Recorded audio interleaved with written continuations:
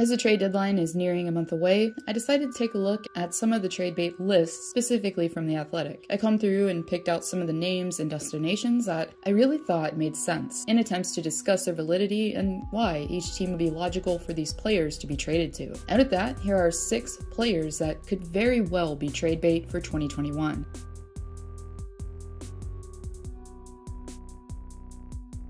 For the past few seasons now in Orange County, the Anaheim Ducks have been engaging in a huge cultural and directional shift for a while now, as most of their core from prior years has now either moved on, retired, or if you're Ryan Kesler, who knows. Regardless, one player that has remained on the roster is Captain Ryan Getzlav. The center was known as a dominant power forward who could take over games in his prime, and for many seasons was one of the team's best players. But unfortunately with age, eventually comes regression, as Getzlav has demonstrated recently that especially this season, he's been far from the 70-point producer that he used to be, as he now currently has 9 points in 21 games played. Regardless though, knowing the intangibles that he could still bring to the playing surface, such as physicality to a game and leadership, Getzlav, whose 8-year deal is about to expire, could be an attractive piece to a cup contender. But considering the fact that he has a no-move clause currently, it could be an issue. Despite this though, even though he does have a Stanley Cup under his belt, a temptation to take one last crack at it could be rather tantalizing for the forward. A team that would definitely make sense for the captain to join would be the Colorado Avalanche. Why? Well, this team to me checks all the boxes theoretically. Cup contender, they have a legitimate need for center depth, and they're also in the States, therefore quarantining long term wouldn't be a major issue.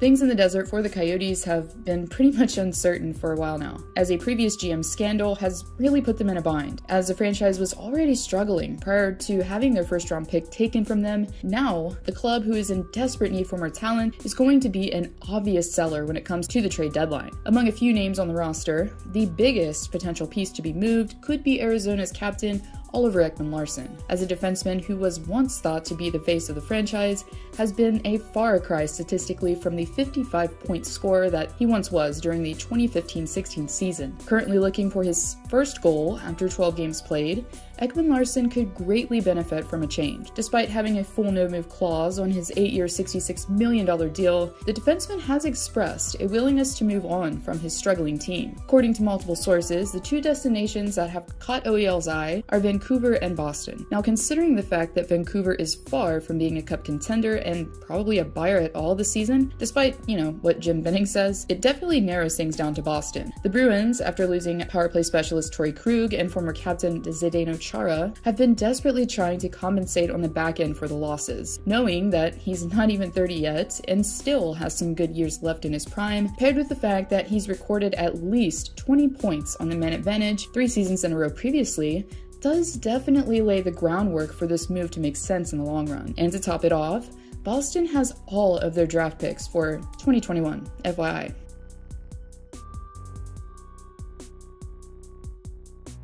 So yes, when I said Arizona would probably be blowing it up this season, I really wasn't kidding. And yet another desirable player that could be on the market is Darcy Kemper, who has been, in my opinion, highly underrated due to the fact that he's been in such a small, isolated market. Despite this though, his value and what he could bring to a team as a potential starter is definitely known throughout the league. Currently on his first year of a 2-year extension, Kemper carries a reasonable 4.5 AAV, and not an expensive price tag like many elite netminders would. Given the contract is a little backloaded, but it's only 1 year, so it seems like a reasonable gamble for a team that's looking for solid goaltending. A couple teams that definitely stand out there to me are Carolina and Edmonton, as both lack a pure #1 starter. Carolina obviously seems like a stronger option, as they've been, at least in my opinion, more likely to make a legitimate playoff push than the Oilers. But even still for Edmonton, who has been searching for a #1 guy for a hot minute, most likely wouldn't pass up on Kemper if the opportunity presented itself regardless.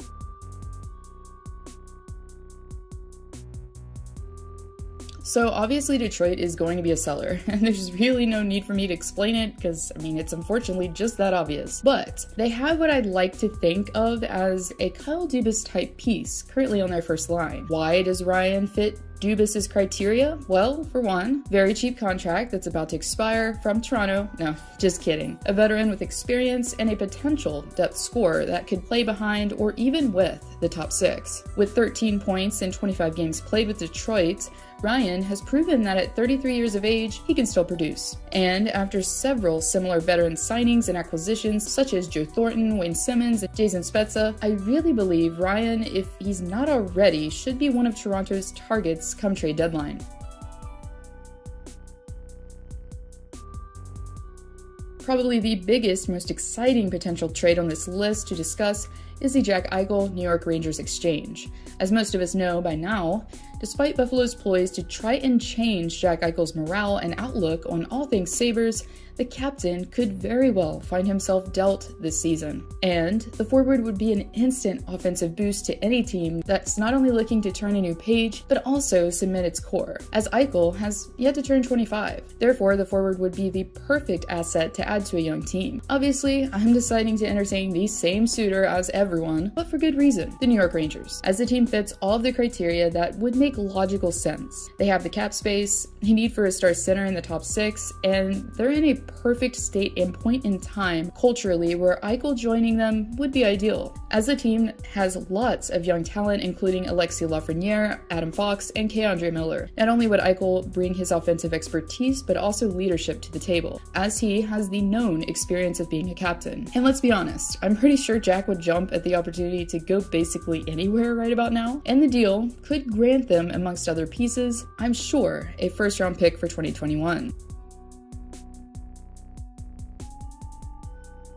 Another team that could use some help in net is Colorado, as they've been relying on Grubauer largely for quite some time. And while the German Tendy has been solid for the club, adding an experienced netminder to the mix for a potential playoff run is definitely something that Joe Sakic is probably entertaining. Insert Jonathan Bernier. Despite playing on a mediocre team at best for a while now, Bernier has still managed to remain above a .900 save percentage throughout his stay in the Motor City, something that his former teammate Jimmy Howard unfortunately struggled with. Not saying he's an elite tier goalie, but one that not only has experience but also previous ties with the organization, as a goaltender had a short stay in the Mile High City before moving on in free agency to Detroit. Therefore, with not much to choose from, most likely goalie-wise this deadline, the Avalanche could try and snag Bernier for some insurance in the crease.